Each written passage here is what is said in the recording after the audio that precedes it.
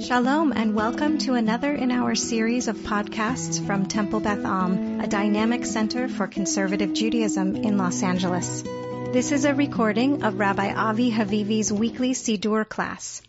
This class is about Jewish theology as it filters into the Siddur, and we've been talking about biblical theology, and I'm throwing in this week the biblical idea of God as judge. And of course, the reason I'm doing it is because we're headed into Yamim Noraim, the high holidays. I don't think this is an idea that influences the daily Siddur a huge amount. We do say there is a blessing in the middle of the Amidah, Melech Ohev Tzedakah Mishpat, God who desires justice. But this idea of God judging us, I could be wrong. You can argue with me. I just don't think it's a huge theme in the regular weekly Siddur. It is, of course, a huge theme in the high holiday Siddur. Maybe for some people's tastes, I understand disproportionate in the high holiday Siddur. I know a lot of people are disturbed.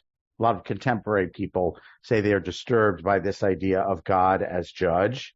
So, near the end of class today, I'll try to give you a little counterpoint or antidote to that if you're one of the people who's disturbed by that idea.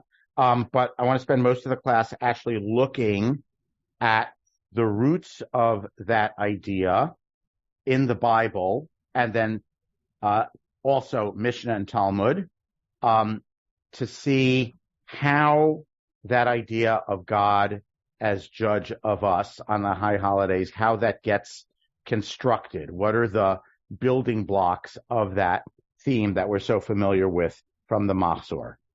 Sorry, turning things around. Okay, so that's what we're doing today. And then I was trying to think of, is there some other high holiday-ish kind of thing we could do next week? But I can't think of one. Does anyone have a request of some sort of high holiday-ish thing we want to talk about next week having to do with the Siddur? You can think about it from now until 8:45. What about Unatana Token? We're going to talk about that today because that talks about God as judge. So we're going to hopefully we'll cover that today. Okay. Okay.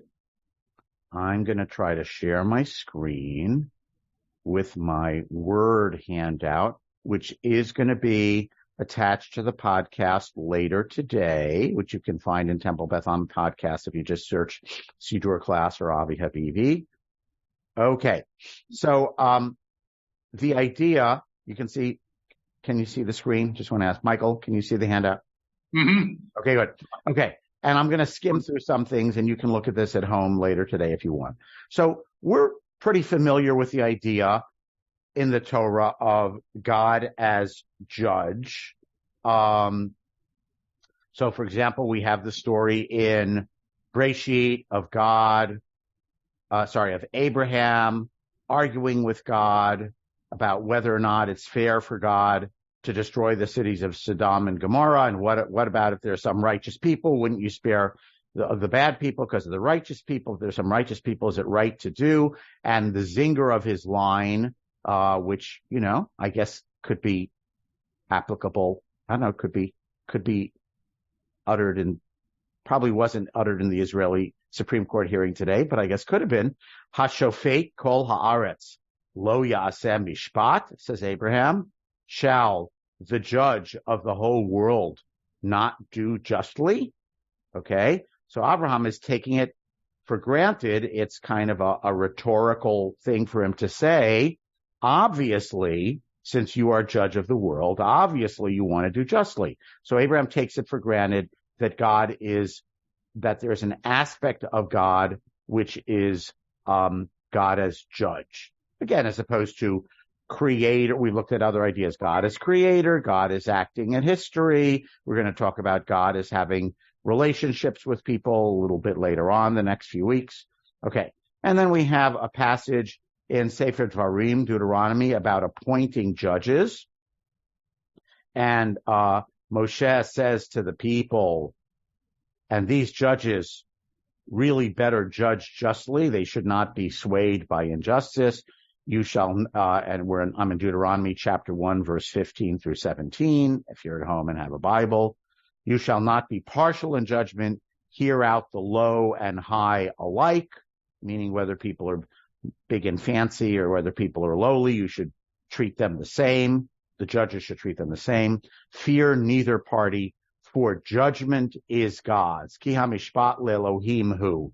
By the way, it's not 100% clear what that little part of the line means in context. Does it mean you human judges need to judge justly because you're supposed to be kind of a representative of God and justice is divine? Or does it imply because if you pervert justice, you will be judged by God, right? Because God is the ultimate judge. So in context, it's not totally clear what that line, judgment is God's, actually means, what Moshe is saying.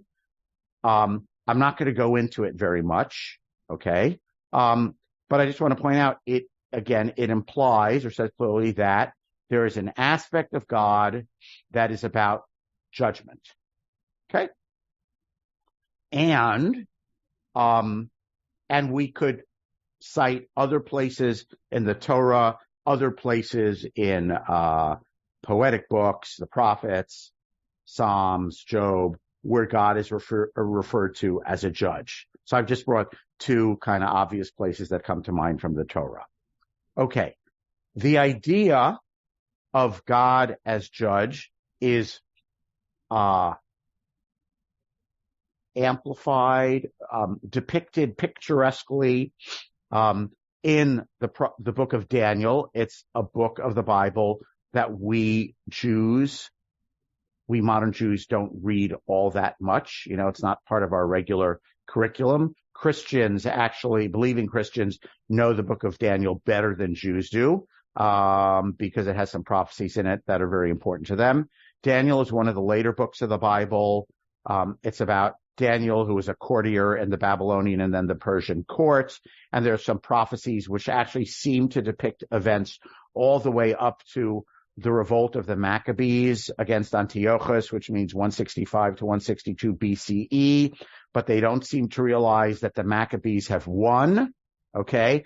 And so there are a lot of contemporary scholars who will say that Daniel was edited during the final editing, sometime during the Maccabean revolt, but before the final victory in 162 BCE. Okay.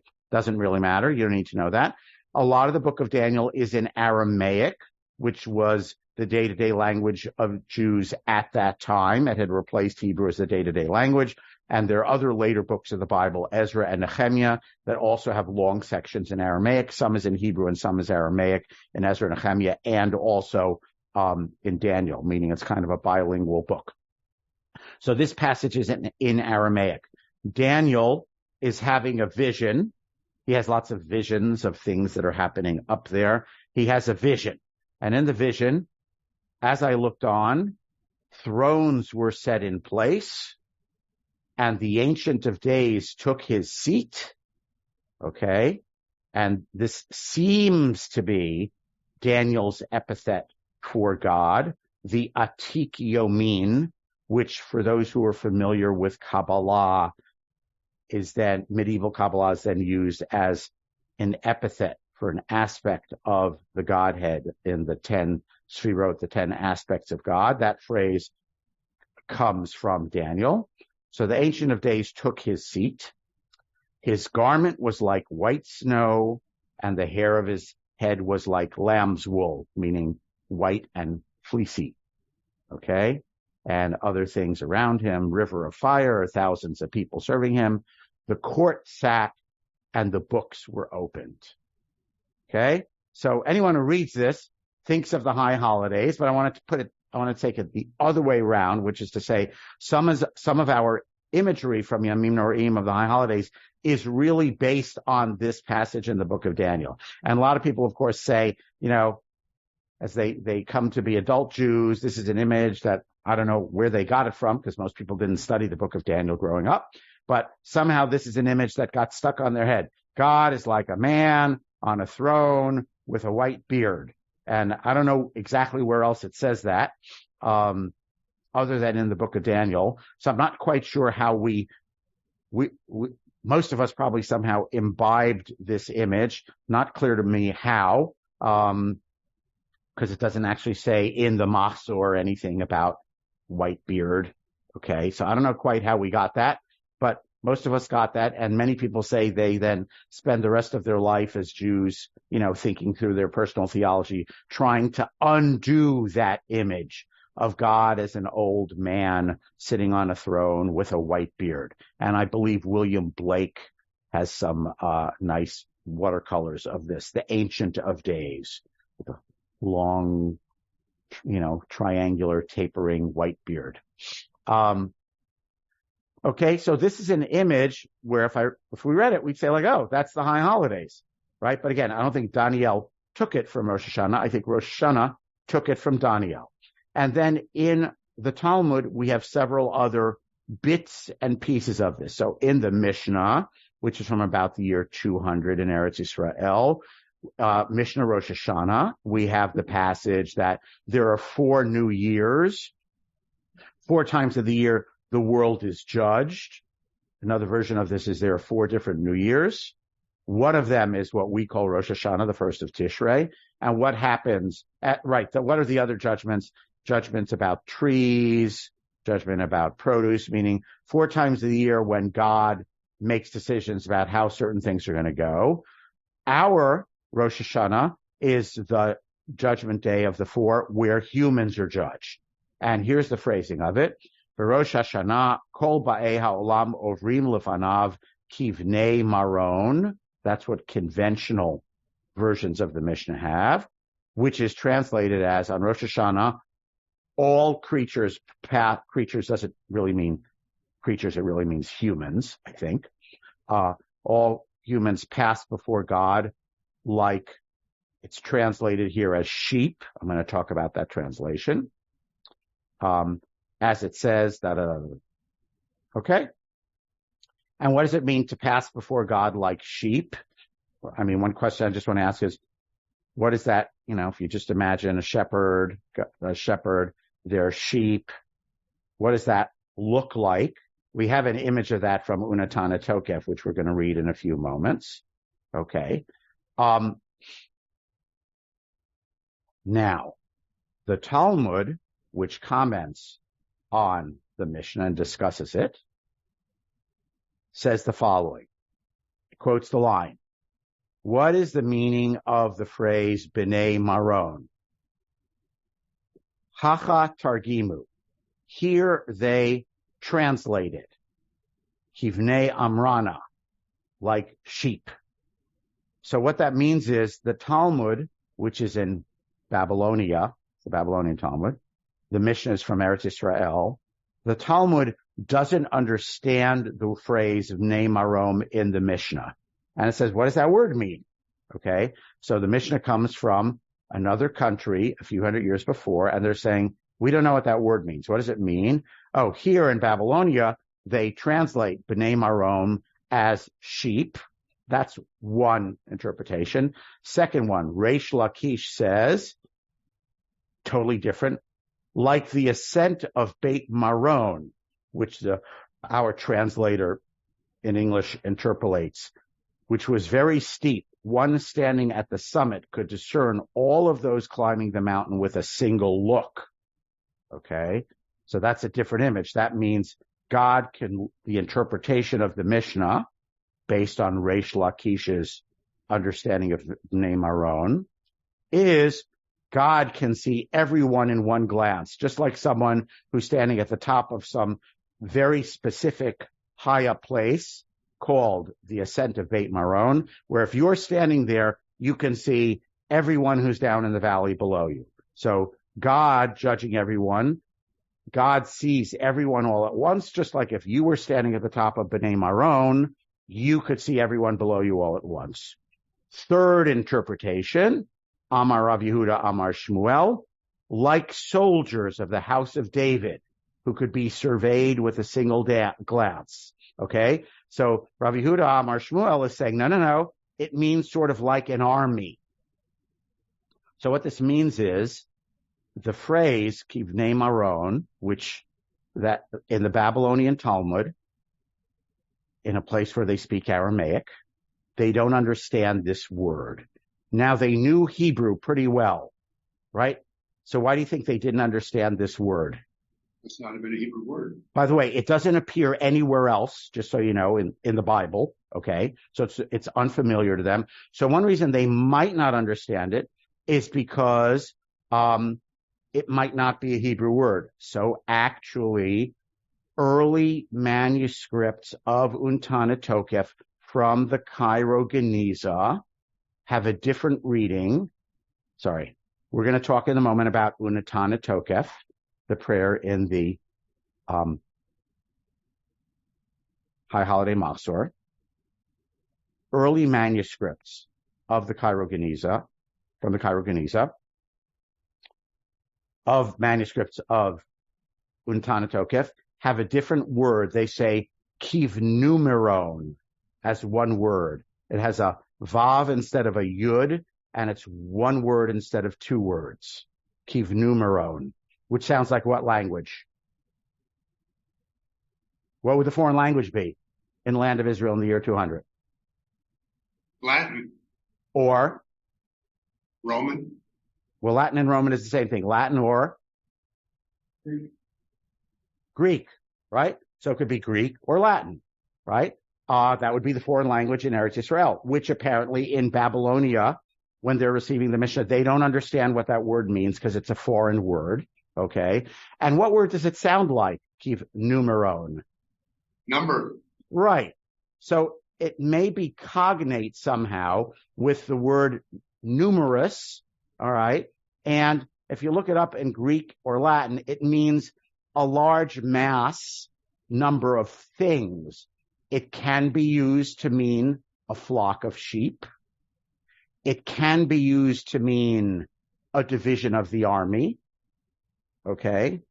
So one way or another, it somehow means God is sure all the people are sort of seen and surveyed by God as some mass of individuals.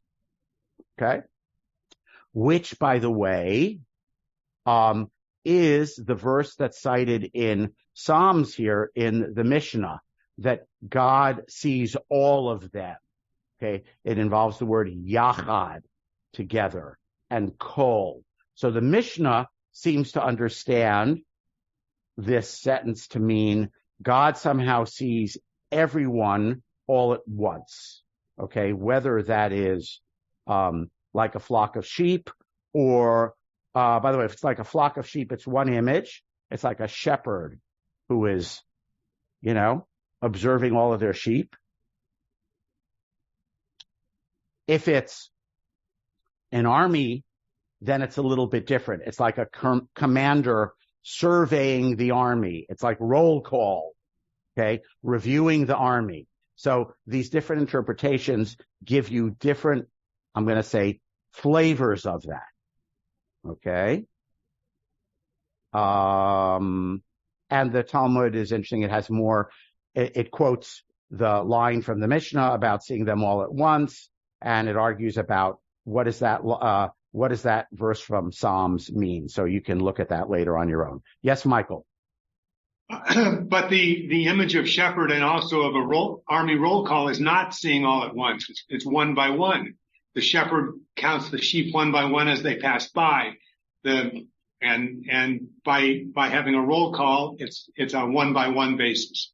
Thank you. Although I want to say counting sheep one by one as they pass by, when you make that statement, you have assimilated the interpretation of Untana Tokef already. I just want to point out that all the Mishnah says, and as interpreted by the Talmud, as God is, as if the people are sheep, is that God sees them all.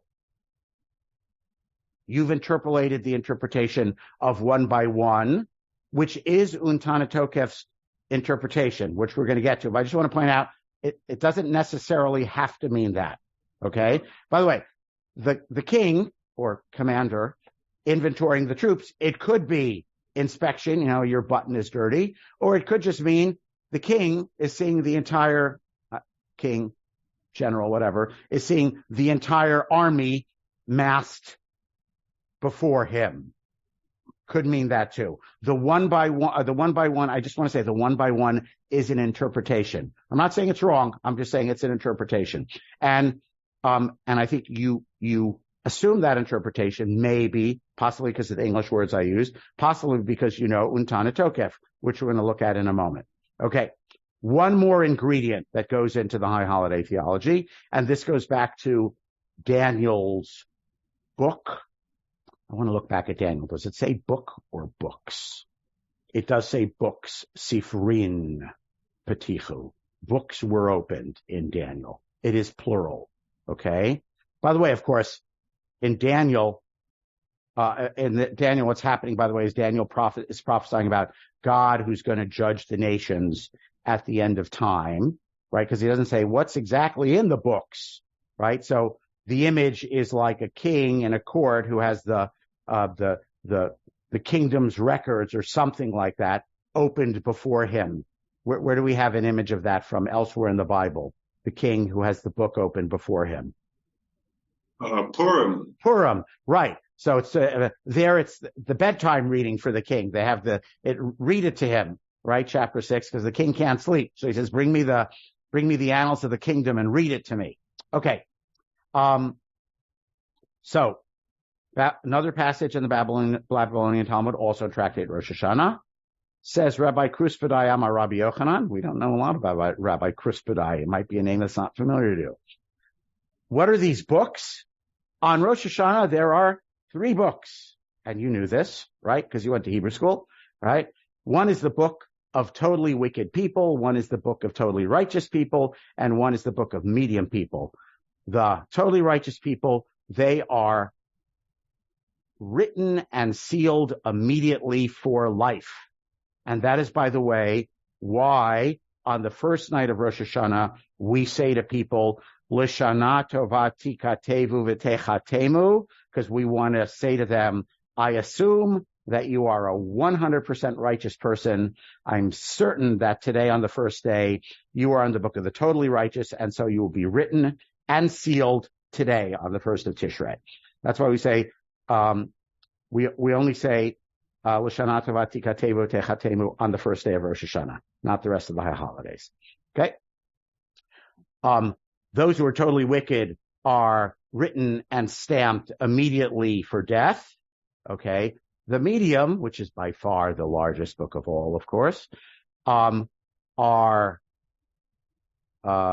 judgment suspended from Rosh Hashanah some to Yom Kippur. And if they do mitzvot, they're written for life. If they do not do mitzvot, they're written for death. So because you went to Hebrew school, even if you never read this passage in the Talmud, you kind of knew this already. Now let's have a look at how these ideas filter into this one prayer, Untana Tokef, okay, which for many people is sort of an emotional, theological high point or point of intensity, a piyut or liturgical poem in the Chazan's repetition of Musaf on Rosh Hashanah and Yom Kippur. All right, and here we have it. Let's talk about this mighty, awesome day. On this day, your throne is established and you sit on it in truth. So we got a little bit of the book of Daniel here, as well as Rabbi Kruspedai Rabbi Kruspedai just talks about books. Sorry, did we have a throne in the Talmud yet? No. Okay. So we have the book of Daniel brought in to this piyut, right? Going back to it. God sit on the throne because you are the Dayan. You are the judge. Different word than shofet. Okay. V'tiftach, I underlined the key passages, the key lines where ideas are taken from all the things we've read and put together, woven together into one prayer. V'tiftach et sefer hazichronot, the book of memories, book of records is opened. Okay. So we had in the book of Daniel, the Ancient of Days sits in court and books are opened up. We have in Esther that the book is called Sefer HaZichronot, okay, Book of Records. We have in the Talmud that there are 3 books, okay? So we have prior shreds of, let's call it literary threads about there's a book or books, okay? So God sits on the throne as a judge. There are books, okay? And near the bottom of that box, V'chol ba'ei olam yavru lefanecha kivnei maron. All the inhabitants of the world will pass before you like B'nai Maron, which I told you originally is probably numeron, but Greek and Latin is forgotten by Talmud's times, and it became B'nai Maron, and which has 3 interpretations in the Talmud, right? And we see that the author of Unatana Tokef picked one of those 3 interpretations. Which interpretation did the author of Unatana Tokef pick from the Talmud? Sheep. Because the next line is, Kivakarat roe edro, as a shepherd inspects his flock, ma'avir tsono tachat shivto, passing the sheep under the rod. This is where we get the idea of one by one, okay? And you're going to pass them all through. And then we know in the second paragraph, what's God going to do when God inventories the sheep? Next paragraph of Unatana Tokef, which I didn't include here, but you know it. So what does God do when God inventories the sheep? On Rosh Hashanah. Decide who will live and who will die. Who will live and who will die, and how are you going to die if you're going to die? Right? Okay. So that's what the shepherd is doing with the flock. How is the flock going to get culled this year? Okay. And this, of course, is, again, the image that people spend their adult Jewish lives wrestling with or rejecting or being offended by or whatever. Okay. For many people. Maybe not some of you. Now, I'm going to work backwards and say, where does this image of the shepherd inspecting come from? I did an unfair thing, which is I went historical, but then I saved my what's that called in gambling? Where, I don't know, the ace up my sleeve, the whole card, whatever it's called. But I saved my card for last, and I went out of order. So this image actually of inventorying sheep or surveying sheep or inspecting sheep, by the way, not 100% what bakara means. It's from the word livaker, which sort of means not here to visit, but to inspect. Okay. And it comes from the book of Ezekiel, chapter 34. This is what we're going to close with. Okay, I wanted to just bring you the salient line, but I couldn't. So I brought you the whole chapter, Ezekiel 34, which we're not going to have time to read together. You can read it at home. It's really an incredible, I didn't have the heart to cut it. It's a magnificent chapter. Ezekiel the prophet in the year 590-ish, 580-ish. There's going to be destruction. The temple's going to be destroyed. As all of the prophets talk about the bad leaders. You, Israel, have sinned, whether the sin is corruption and bloodshed or the sin is idolatry. And part of why you've sinned is because your leaders were bad. They let you go astray. And the prophets usually, when they criticize, they criticize 4 categories of leaders. The prophets prophesied falsely. The priests didn't do their correct priest job. The teachers of Torah did a bad job. And the 4th category is always, and the shepherds. Okay. The shepherds, we assume in the prophets, is code language for the king and the royal leadership. And just as in some countries, like in Asia or the Middle East, if you criticize the king, you can get thrown in jail. You're breaking the law. The prophets generally did not have the chutzpah to say, and the king is bad. They said the shepherds are bad. And because shepherds is used throughout the Middle East as a metaphor for royalty, everyone understood what they meant. So they said the prophets let you down, and the priests let you down, and the Torah teachers let you down, and the shepherds let you down. Okay? And everyone knows that they're not really talking about, teenage boys with a staff and flocks of sheep roaming the Judean hillside. Everyone understands that this is an image or a metaphor, which means the king and the kingly people, the royal court, whatever. So Ezekiel chapter 34 is all about how the shepherds have let you down. They are bad shepherds. The shepherds have taken advantage of the flock. They eat the fat and they take the wool, meaning an image of the political royal class exploiting the poor. You did not take care of the strays and the weak sheep, okay? And you allowed the strong sheep to bully the weak sheep, okay? And you allowed the flock to stray and disperse. You were bad shepherds, okay? Therefore, what am I going to do, saith the Lord? I feel bad for whatever reason. Whenever I copy things from Sepharia, the verse numbers don't copy with it. So I don't know why that is. Okay. Therefore, saith the Lord, I will go gather the sheep myself. This is like you saying you gave someone a job to do and they did a bad job, and you said exasperatedly, you said, darn it. You know what? I'm just going to load the dishwasher myself and do it properly. Okay? God is saying, I will just be the shepherd. Okay? And I will go gather the sheep. And I underline the line. This is what God says. I will go take thought for my flock, for the darashti. I don't like that translation. I would translate something like I will seek my sheep.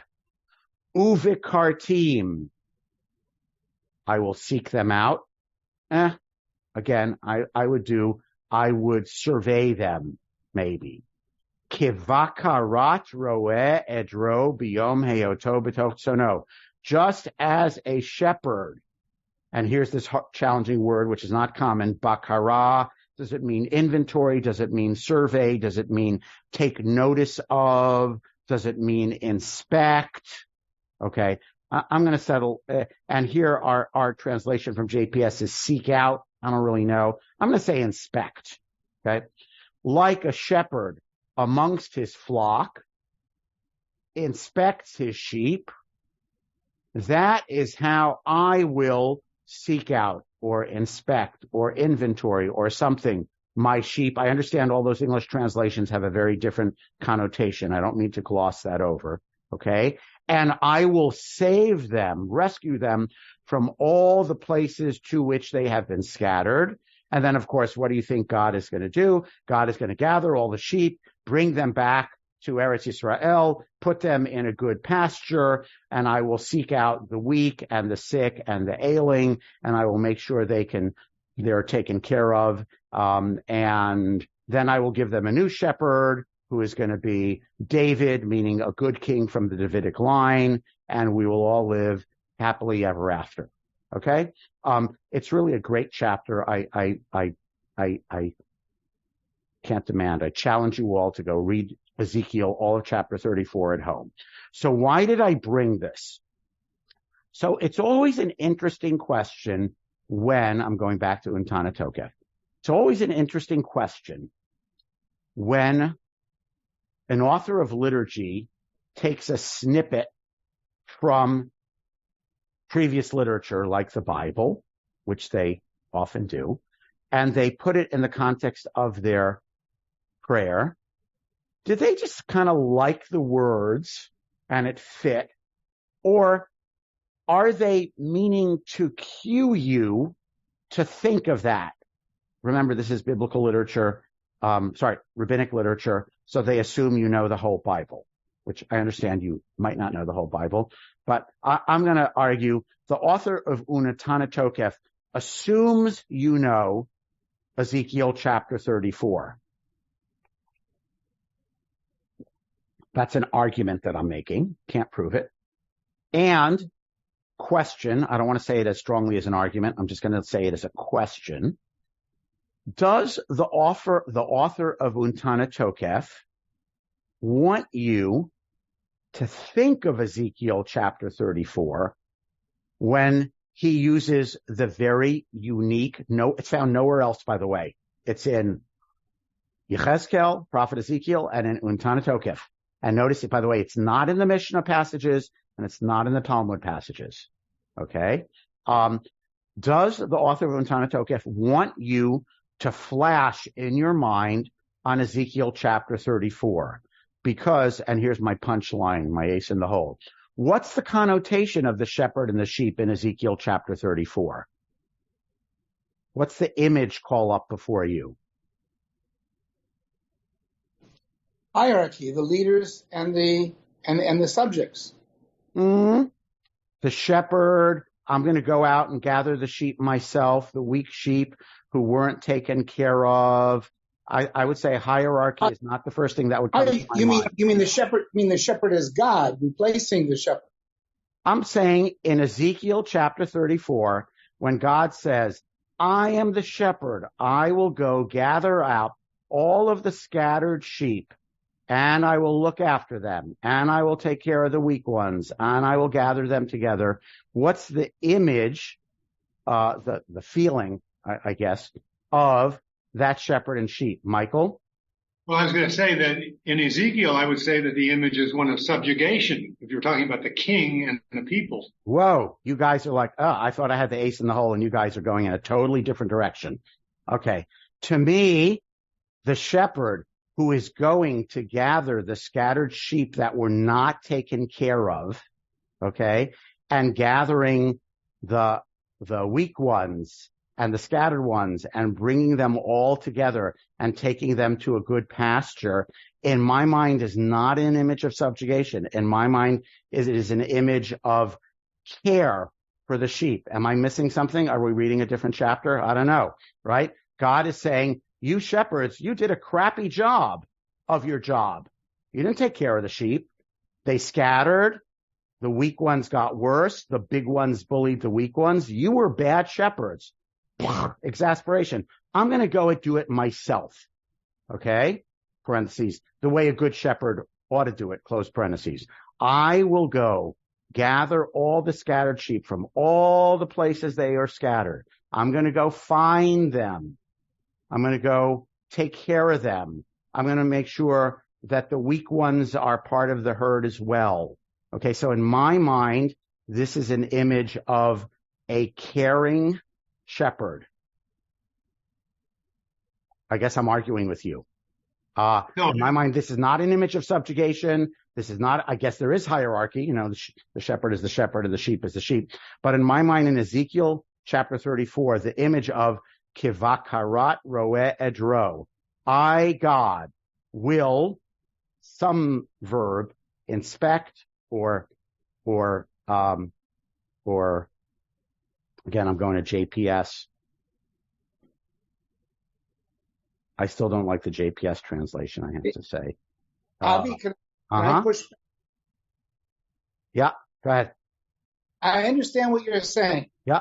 But here's what I think. Nope, I'm going to interrupt you. Sorry, I'm going to interrupt you. I'm going to take teacher's prerogative. Sorry. I'm just going to read from Ezekiel. I will look for the lost, and I will bring back the strayed. I will bandage the injured, and I will sustain the weak. I will tend them rightly. Okay? You rams and bucks, you can't be trampling the weak ones. Okay? So I'm going to decide between the stout animals and the lean. I understand I'm doing something unfair. I've read Ezekiel, I've read all of chapter 34 carefully, and you haven't done that. So that's an unfair thing. So the image of God as shepherd in Ezekiel 34 is the human shepherds did a bad job and they have failed their flock. I'm going to go be a good shepherd. And what a good shepherd does is kivakarat roe edro. So I just want to suggest or ask the author of Untana Tokef, when the author uses this very distinctive phrase of the shepherd, in Ezekiel, does the author, I'm trying to get back to Untana Tokef, sorry. Does the author of Untana Tokef want you to think of the shepherd who culls the herd, which is suggested by the following part, B'Rosh Hashanah Yikatevun Uvyom Tzom Kippur Yechatemun? Or is the author of Untana Tokef containing I don't exactly want to call it a counter message. I'm going to call it a different feeling and a different message. Does the author of Untana Tokef assume you know Yechezkel chapter 34 and the image of God as the shepherd who is looking after God's entire flock? It's an image of caretaking rather than judgment. So it's really interesting. So we have Untana Tokef opening with God as judge sitting on the throne with the book. Everyone's going to pass before you like benumeron, whatever that means. God assessing the masses, whether it's soldiers, whether it's sheep. The author of Untana Tokef has opted for sheep and then says, quotes something from Yechezkel, which is like God who gathers, again, the whole chapter is God who gathers inventories, takes care of the sheep and brings them to a good pasture, and then jumps to, I didn't bring the rest of Untana Tokef, who shall live and who shall die. So then my question, which I'm going to leave hanging, because I don't think we can answer it, because you can never answer what's the poet's intent, is, did the poet of Untana Tokef just think of sheep and say, I'm just going to pull this thing from Ezekiel about sheep, and it fits into the context of God deciding who shall live and who shall die? Or is the author actually wanting to contain a different image of God after the author said, God is judge, does the author of Untana Tokef, and I want to argue for the possibility that the author of Untana Tokef assumes you know Ezekiel 34 and wants you to think of the image of not God who is deciding which sheep are going to be slaughtered this season, but God who takes care of all the sheep in a way that the humans failed to. We have 2 minutes for discussion. Question, comment. I'm going to stop sharing. Well, Avi, can I argue? Yeah, Larry, briefly, leanly, please. Very leanly, I won't say what I wanted to say before. Clearly, the Untana Tokef is more the Yechezkel, the Ezekiel view, because it ends with Utshuva, Tefillah, Utzdaka. It's telling us God's not just judging. Yep. God is giving us the opportunity to change the judgment. And that's what a good shepherd does. A good shepherd doesn't say, oh, you went to the wrong place, I'm going to punish you. It says, now I got to get you to the right place. Yeah. So, although I do want to say you're, I don't know, I don't mind what you're doing. You're stretching the theology of the image. That's okay to the rest of the prayer, because I'm not sure that the shepherd, if the shepherd is culling the flock, I'm not sure that the shepherd actually gives the sheep an opportunity to change their actions. So I just want to say that's where you're leaving the metaphor of the sheep, which is fine with me, right? You're saying the author has used the metaphor of the sheep and then has kind of left it because they're not sheep, they're people, okay? And people have the opportunity to change and change their verdict, which I would just submit. Never been a professional shepherd, but I don't know that actually happens when it comes to sheep. It's an image, though, of benevolence, either way. Correct. Thank you for capturing that, okay? So, Bakarat, so I just want to suggest, is it possible that the author of Untana Tokef in this prayer that we think is all about judgment and who shall live and who shall die has sneakily brought in an image that's meant to make you think of God's benevolence rather than God as the judge with the 3 books. Okay? So And again, I'm not saying these are mutually exclusive. And it may be that the author of Untana Tokef is taking the image of judge, which is judgmental, judgy, and the image of benevolent shepherd, and yoking them together to yield, A plus B equals C, right? C equal, something new, right? It's not 1 + 1 = 2. It's 1 + 1 = something new. The something new is benevolent judge, which you might say is foreshadowed by Rabbi Kruspedai Amar Rabbi Yochanan, because there are 3 books, okay? And if you're in the middle book, things can be changed, right? Other comment. It's 9:01. I think we got to wrap up. But I want to leave you with this, and I want you to, my assignment between now and next week, everyone should go home and read Ezekiel chapter 34 in whatever image, whatever translation you have, or it's going to be in the attached to the podcast thing we send out later today. Because I want you to have a little bit of, I'm going to call it marinating with the image of God's benevolence, because I'd like that to be in your mind when you daven Untana Tokef on this coming Shabbos and Sunday. So Shana Tova to all, and God willing, I'll see you next week. You have been listening to another in our series of podcasts from Temple Beth Am, a dynamic center for conservative Judaism in Los Angeles. If you enjoy these podcasts, we invite you to write a review on the Apple Podcast site or wherever you get your podcasts. For more information about Temple Beth Am Los Angeles, go to tbala.org.